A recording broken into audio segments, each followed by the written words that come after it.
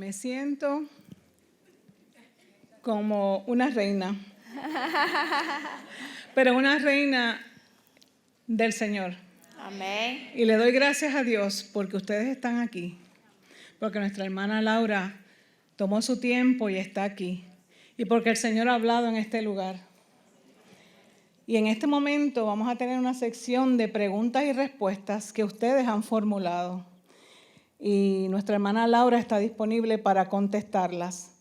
Así es que vamos a empezar con una de ellas. Y dice así: ¿qué debe hacer una mujer para ayudar a su esposo a tomar liderazgo en su hogar? Si es un esposo que tomó la posición de dejar que su esposa se encargue de todo: arreglar la casa, trabajar, pagar las cuentas, cuidar los hijos. Yo tengo un micrófono. ¿Cierto? Yo creo que nosotros, primero que nada, desestimamos el poder de la oración. Eso es lo primero, por supuesto, siempre orar. Pero yo creo que cuando nosotros reconocemos que hemos contribuido a algo, porque si el esposo dejó esa posición, ella la fue rápida en tomarla. Entonces yo creo que lo primero que ella puede hacer es ir donde su esposo y decirle: mi amor, yo te quiero pedir perdón, porque yo en mi deseo de ayudar, nunca decir que es porque él es así o asado, pero por mi deseo de ayudar, quizás he hecho daño en tomar cosas para mí que no me corresponden. Y yo quiero pedirte perdón por eso y quiero animarte a que tú tomes el liderazgo de nuestro hogar. Yo creo que el esposo se va a sentir afirmado si ella hace eso. Y entonces que Dios le ayude a determinar hacer eso y empezar a soltar. Y entonces empezar a orar. Y quizá tome tiempo que el esposo verdaderamente step up y tome el liderazgo, pero ella que lo anime. Y si hay que tomar una decisión: mi amor, ¿qué tú piensas de esto? Mira, y aunque eso va a tomar tiempo y quizás retrase muchas cosas en la familia, pero vale la pena el esfuerzo. Gracias. Nuestra próxima pregunta dice: ¿cómo enfocar a tus hijos a Dios? Si tú fuiste pecadora y te convertiste cuando tus hijos eran adolescentes y no tienes un esposo o padre en tu familia, la figura de padre no existe. Bueno, primero que nada, lo más importante es reconocer que nosotros no podemos salvar a nuestros hijos. Y Dios puede salvar a quien Él quiera sin importar la circunstancia. Entonces, ella no debe tomarse en la responsabilidad de ella no es salvar a sus hijos, pero sí ser ahora ya en la fe esa mujer que da testimonio de que Dios está en su vida, y entonces orar por la salvación de sus hijos.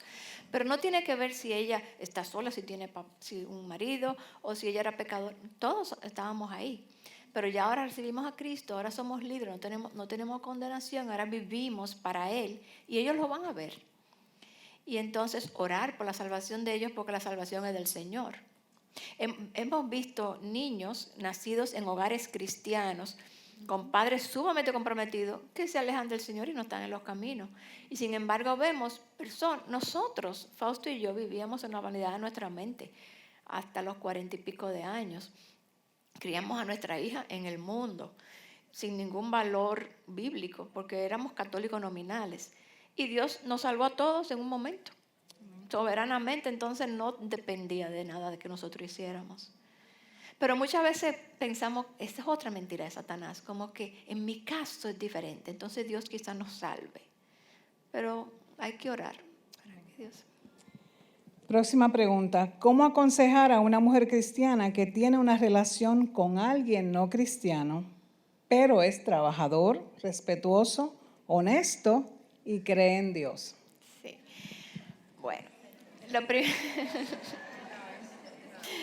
yo creo que lo primero es que esa hermana se acerque a donde su hermana, que eso es importante. En la vida cristiana estamos llamados a acercarnos a nuestros hermanos, no criticarlo por la espalda, pero acercarnos. Mira, mi hermana, he notado que tienes esta relación y yo quería como confrontarte con esto para ver si tú has pensado, primero, que tú te puedas evaluar a ver si estás en la fe, porque normalmente personas que creen que son cristianas no lo son cuando llega el momento de la prueba. Pero eso es lo primero. Y entonces decirle: mira, si tú crees en el Señor y dices ser su discípula, tú sabes que esto no es bíblico. Y ya, lo único que ella puede hacer. Porque al final, de nuevo, ella no puede convencer a esa persona. Y si ella está en la iglesia y está en la misma iglesia, ir donde el pastor y decirle, mira, mi amiga, mi hermana está en esto, si tú le puedes hablar. Y varios hermanos hablarle, y ya eso se maneja a nivel eclesiástico, ¿no? A nivel de la Bien. iglesia. Gracias. Próxima pregunta, esta es cortita, pero es muy importante, sobre todo para la mujer. Dice, ¿cómo podemos ayudar a una hermana con baja autoestima? Sí. Bueno, vamos a llamarle Dios estima. Porque yo creo, la baja autoestima no es más que un enfoque demasiado grande en nosotras mismas, que nos hace siempre estar with self-focus, ¿verdad? Entonces, ¿cómo se dice? Es que enfocada en mí misma. Entonces, tenemos que practicar olvidarnos de nosotras mismas. Y eso solamente lo hace no la baja autoestima, sino ni la alta estima, es la Dios estima. Nosotros conocer lo que somos delante de Dios, lo dignas que somos porque somos creadas a su imagen, pero no tiene que ver nada con nuestra... Nadie tiene baja autoestima. El que tiene baja autoestima lo que tiene es un gran orgullo, porque esa persona piensa que ella siempre, eso mismo, está enfocada siempre en ella, en cómo ella luce hacia los demás. Entonces su enfoque es en ella. Si ella se olvida de ella completamente y se fija en Dios y mira a Dios y conoce a Cristo y ve su valor en Él, ella encuentra su real valor. O sea que la estima que nosotros tengamos a nosotros mismos, si es sana, tiene que estar siempre relacionada al conocimiento y estima que le tengamos a Dios. Entonces, una hermana con baja autoestima, lo que hay que mostrarle a Cristo y enseñarle, llevarla por la ruta de que ella pueda ver que ella está muy enfocada en ella misma. Muy bien. Lo que pasa que, perdóname, es que la psicología ha hecho mucho daño en el mundo cristiano porque hemos adoptado cosas de la psicología y la hemos cristianizado. Entonces, lo que hace es que debilita la palabra, eso. Próxima pregunta. Quiero saber qué tiempo nos quedan para preguntas. ¿Sí? Gracias. Bueno, me dejan saber. Esta me parece importante. ¿Qué dice la palabra de Dios sobre la reproducción asistida? No puedo concebir y estoy tratando por inseminación artificial con mi esposo. Esto está en contra del plan de Dios de reproducirse. Estoy confundida. Esa es una muy buena pregunta y esto tiene muchas aristas éticas. Vamos a empezar por lo que sí sabemos, ¿verdad? Sabemos que Dios es soberano, sabemos que Dios es el que crea la vida, sabemos que Dios es quien abre y cierra la matriz, sabemos que nosotros debemos de someternos a su voluntad para nuestra vida. También, por otro lado, sabemos que Dios ha dado conocimiento y ciencia en la medida de que las personas van descubriendo las verdades y descifrando las cosas que Dios ha hecho en el mundo. Ahora bien, hay que tener mucho cuidado, porque a veces nosotros traspasamos los límites de Dios y queremos tomar la vida en nuestras manos y hacer que Dios haga cosas que quizás no están en su plan para nosotras. Dios quiere que tengamos hijos, eso es su plan, pero también cierra la matriz. Pero en el plan de Dios está la adopción. Y eso refleja el Evangelio de una manera muy hermosa. O sea que no es que no tengamos hijos, es cómo lo vamos a hacer para tenerlos, pudiéramos adoptar. Pero ahora yéndonos a la parte de hacer ese tipo de cosas. Hay diferentes medios de hacer cosas y diferentes grados, que cada cual tiene que ir delante del Señor. Antes de tomar una decisión así, yo iría a la palabra. Señor, háblame. ¿Qué tú quieres para mi vida? ¿Cómo tú quieres que yo acepte esta circunstancia de no poder tener hijos?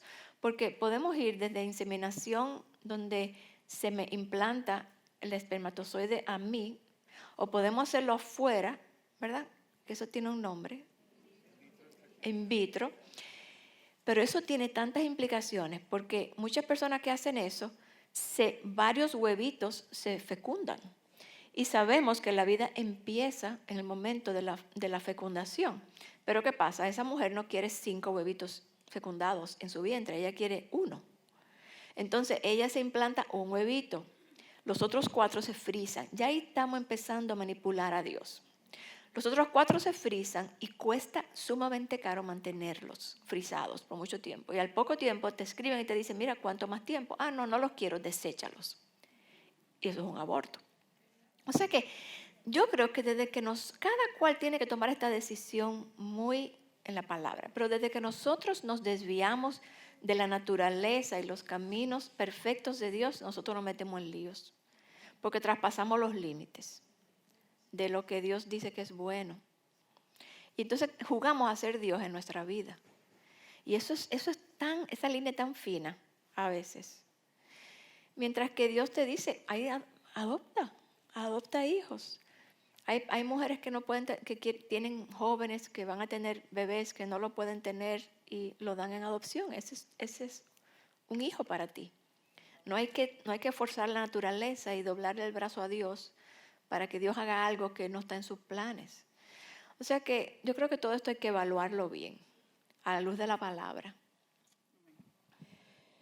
Próxima pregunta, dice, ¿qué hacer cuando el esposo duda constantemente de sus decisiones? Y me imagino que debe ser como él es el líder de la Sí. cabeza del hogar.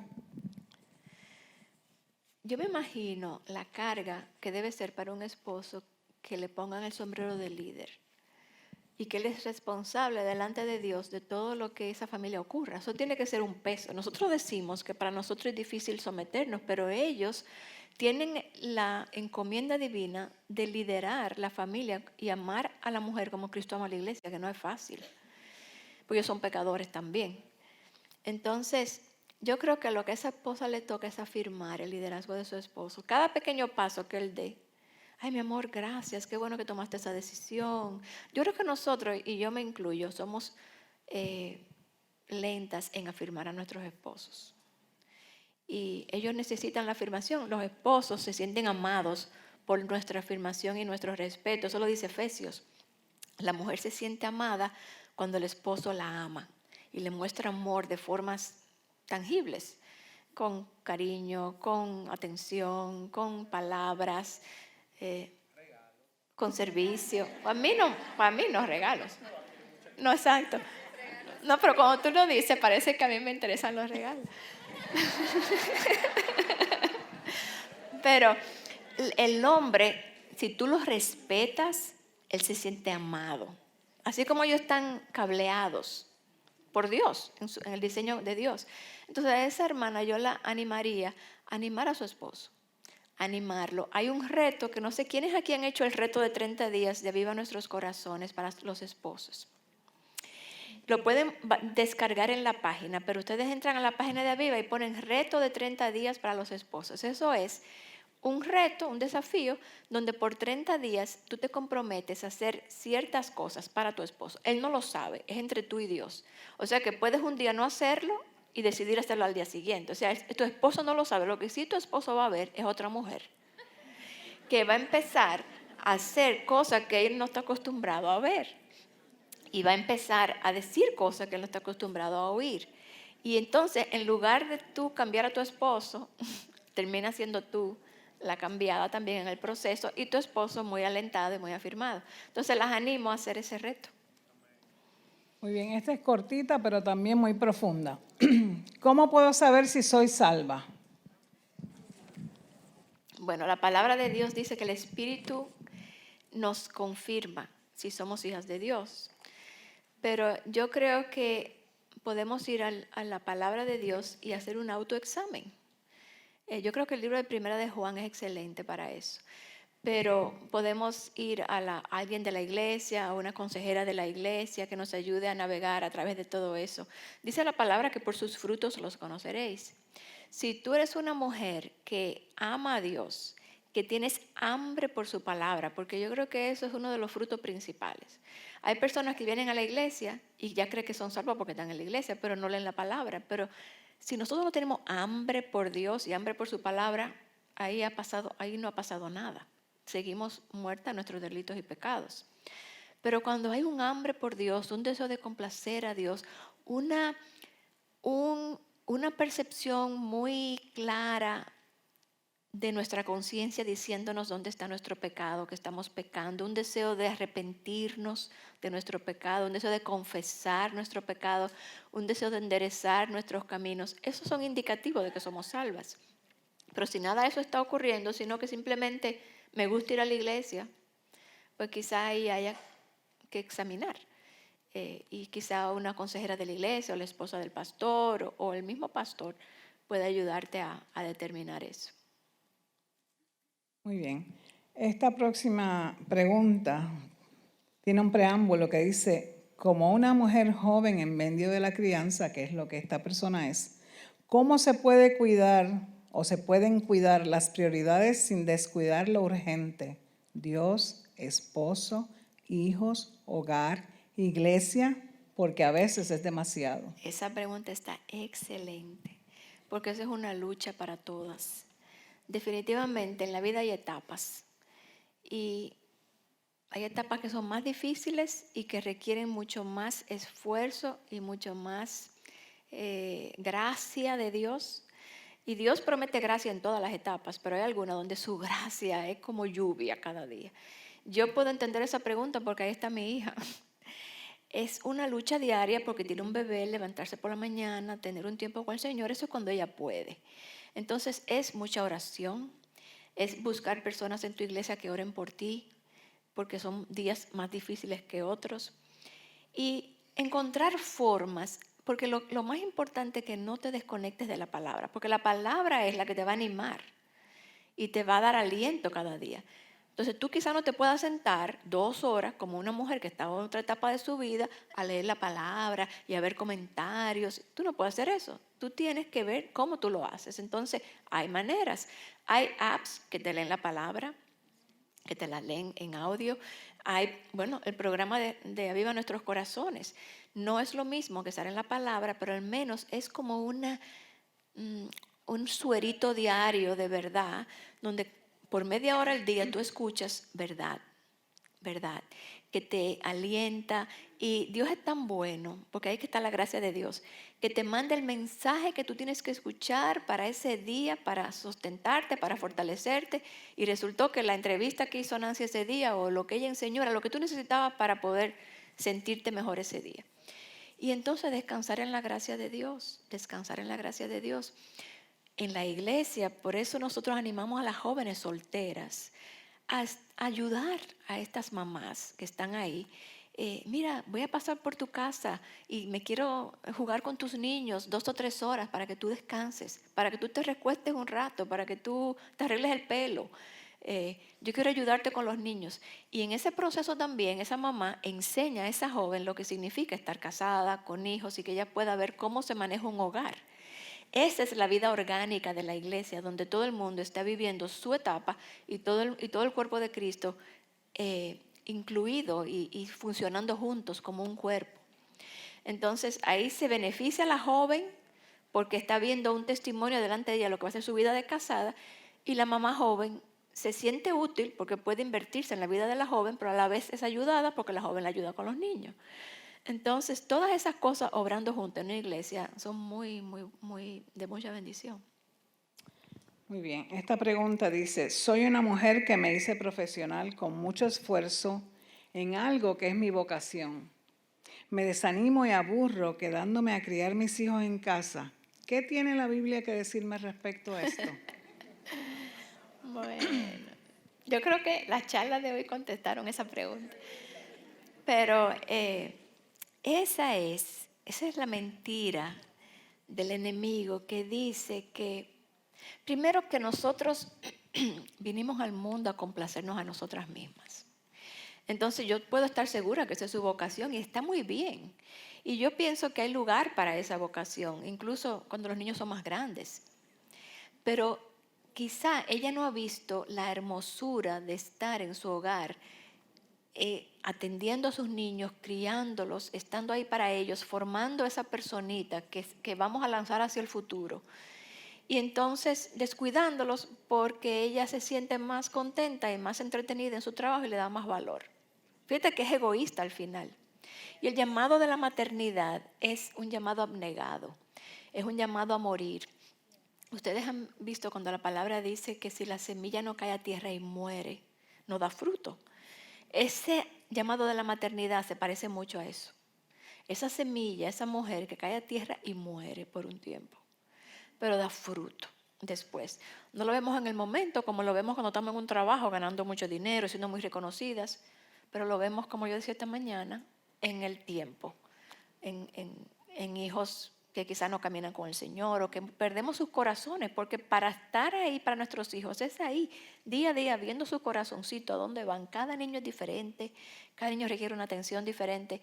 Y muchas veces si no estamos ahí para disciplinarnos en el momento, no estamos ahí para animarlos en el momento, sino que estamos viviendo nuestra propia gloria en donde, lo que nos gusta.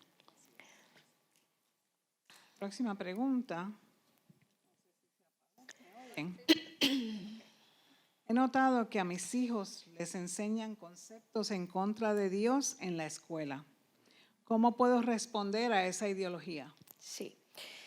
Definitivamente, imagínate que tú quieras enseñar a tus hijos en la palabra, pero todos los días tú lo mandes de 7 a 2 a un lugar donde le enseñan todo lo contrario. O sea, lo que tú haces con tus manos lo desbarata con los pies. Entonces, es un reto. Esto quiere decir que esa mamá que manda a sus hijos a esa escuela, perdón, tiene que ese niño llegar todos los días y ella hacer una ¿cómo se dice? Desbaratar lo que le enseñaron, sacar todo eso de ahí, que sabemos que no es fácil. Entonces, aquellas mamás que no pueden educar en casa, que sería lo ideal en los tiempos que estamos viviendo, tienen ese reto de estar muy arriba de sus hijos. Y mira, eso no es lo que la palabra dice, pero ya tú sabes, la mentira contra la verdad todos los días, todos los días, todos los días. Es una batalla por el corazón de tus hijos. Y ahí tú lo metes en el campo de guerra. Entonces, si ella no puede sacarlo del colegio y enseñarlo ella personalmente, pues esa sí que es verdad que tiene que estar arriba de sus hijos. Y sacando todo lo que no sea de Dios. Y nosotros hemos visto, no sé si ustedes han visto, por ejemplo, que ahora los niños van transvestis a enseñarle del amor que hay que tener por todos. Y de que como tú puedes ser niño o niña, que no importa. O sea, desde pequeños los van adoctrinando con eso en las escuelas. O sea, que olvídate de la evolución y de esas cosas, que por supuesto no son bíblicas, pero aparte todas estas otras cosas que se le enseña, que nosotros no tenemos ni siquiera conciencia porque no lo estamos viendo. Ok, tenemos tiempo para una pregunta más y dice así. ¿Debo preocuparme porque mi familia de sangre me han abandonado por hablar la verdad y con sabiduría en cada situación familiar y no prestarme a situaciones equivocadas o erróneas? Claro que no. Dice la palabra que en la vida tendremos persecución, sobre todo cuando vamos a hablar. Siempre es importante no caerle a la gente la Biblia con la cabeza, porque la verdad es que esa gente no conoce la palabra, ni siquiera pueden obedecerla. Entonces, lo primero es que ella viva un testimonio engaging delante de ellos, que ellos vean como que ellas sepan cuál es la razón de la esperanza de esta persona que vive así, que ellos puedan entender eso y ver ese testimonio, el gozo que es seguir a Cristo, porque muchas veces seguimos a Cristo como resignados, así como que ¿quién quiere seguir a Cristo? Sí, tú sabes. Entonces ese testimonio es importante. Pero si esa persona después, nosotros cuando nos convertimos, muchos de nuestros amigos nos fueron, como dicen en Santo Domingo, sacando los pies, porque realmente, ¿quién quiere andar con personas que solamente quieren hablar del Señor y eso? Pero ese es el llamado del cristiano y vamos a sufrir eso. Y lo dice Jesús, que vamos a tener el odio de nuestra familia. O sea, son promesas que Dios nos ha dado. No tenemos que sentirnos como que eso está mal. Al contrario, dice, hay de aquel cuando todo el mundo hable bien de ellos, dice la palabra. Entonces, sí, es un llamado difícil, pero es el llamado que Dios tiene para nosotros. Ok, muchísimas gracias, hermana Laura.